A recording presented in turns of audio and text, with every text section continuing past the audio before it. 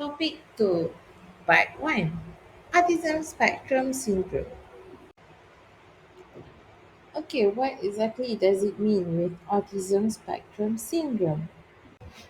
Okay, firstly, autism is a complex developmental disability that typically appears during the first 3 years of life. Autism is 4 times more prevalent in boys than girls and knows no racial, ethnic, or social boundaries.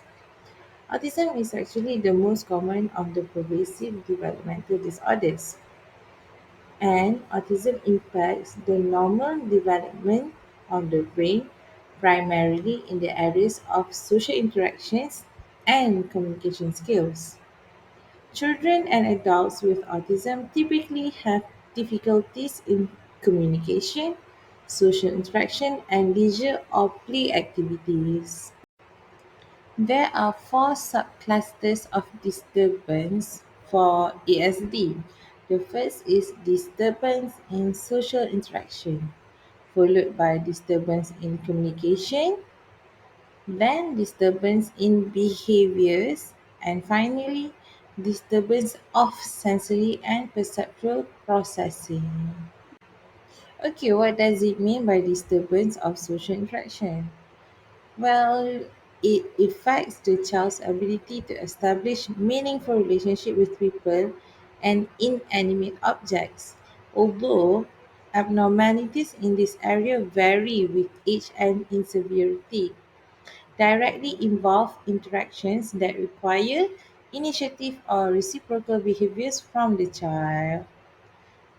The specific behaviors observed are: first, poor or deviant eye contact, followed by failure to develop peer relationship, delayed or inappropriate facial expression, apparent aversion to physical contact, lack of social reciprocity, delayed or absent anticipatory response to being picked up, lack of spontaneous seeking of another to share enjoyment, and finally, an apparent preference for being alone.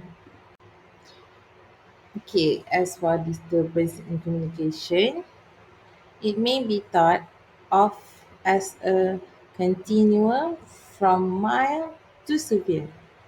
At the mild end of the continuum, normal language accompanied only by slight articulation or tonal deficits may be observed. At the severe end is a complete lack of speech, mute. Many other communication problems have been described at points along the continuum. For instance, much of the speech of children with autism is repetitive or echolalic. Classic echolalia consists of parrot-like repetitions of phrases immediately after the child has been exposed to them. Delayed or deferred echolalia consists of the repetition phrases at a later time.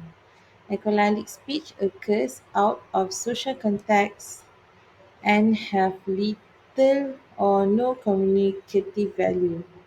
Other types of speech and language problems include syntax problem, atonal and arrhythmic speech, pronunciation, and lack of inflection and emotion during communication. Third, disturbance of behaviors.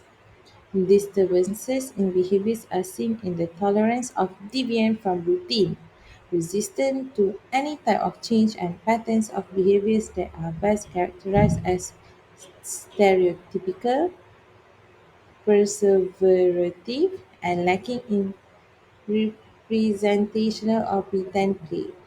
In addition, bizarre attachments to unusual objects develop, as for example, intense interest in a vacuum cleaner or a sheet of paper versus stuffed animals or dogs. These patterns of behavior are obsessive rituals from which any deviation is not tolerated. Deviation from the routine, however slight, often elicit intense temper tantrum. Finally, the disturbances of sensory and perceptual processing. Disturbances of sensory and perceptual processing have been reported in children with autism in 40 years. These include abnormal responses to various visual, vestibular, and auditory stimuli. In particular, children with autism appear to be overly sensitive to sound and may have difficulty coping with everyday environmental noises. Some studies have reported auditory under-responsivity. Over-responsivity to tactile input has also been reported. Children with tactile hypersensitivity are more likely to have flexible behaviors such as stereotypes and repetitive action. And now for the second part, Asperger's syndrome. What is Asperger's syndrome really? Okay, Asperger's syndrome is a developmental disorder which falls within the autism spectrum disorder. Asperger's syndrome, referred to by many as high functioning autism, it is a developmental disorder that is not widely understood. Main feature of this disorder became obvious during early childhood and remain constant throughout life. Although the common features and degree of actual impairment can vary, most of these children attend normal primary schools. Okay, rarely recognized before the age of 3, and it is also common in boys than girls. The core features of the syndrome are: first one is lack of social skills, followed by the limited ability to have a two-way conversation, and finally, an intense interest in a particular subject. Asperger syndrome will affect three things. The first one is communication, second, social interaction, and finally, social behavior. First, communication. How does Asperger syndrome affect our communication?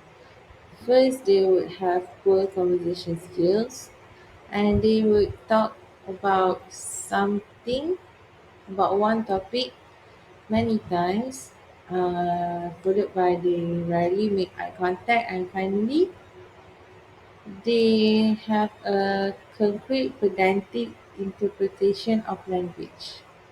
Although these children are often highly articulated, the content of speech may be abnormal, and then they are tending to be pedantic and centering on one or two favorite topics. Sometimes a word or phrase is repeated over and over in stereotype fashion. Usually there is a comprehensive deficit despite apparent superior verbal skills and nonverbal communication. Both expressive and receptive is often impaired. Second one is social interaction. They are oftenly teased and bullied by other children. They are always the odd one out, and they are very indifferent to physical contact.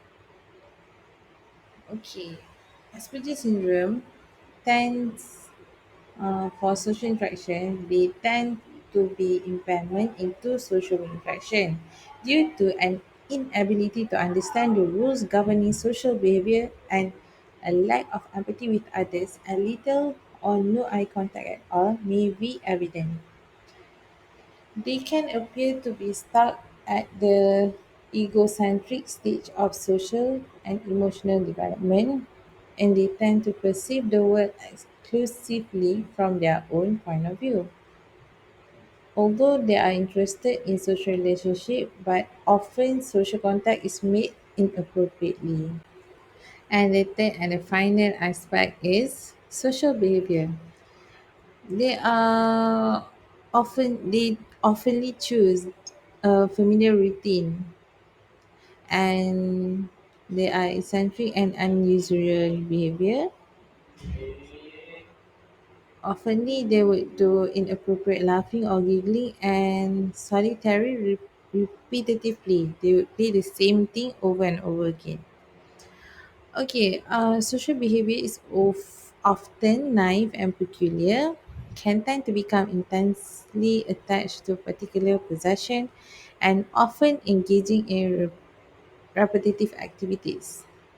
They are resistant to change, coping best when life is predictable, and they prefer structure and may concentrate exclusively on matters in which they are interested only.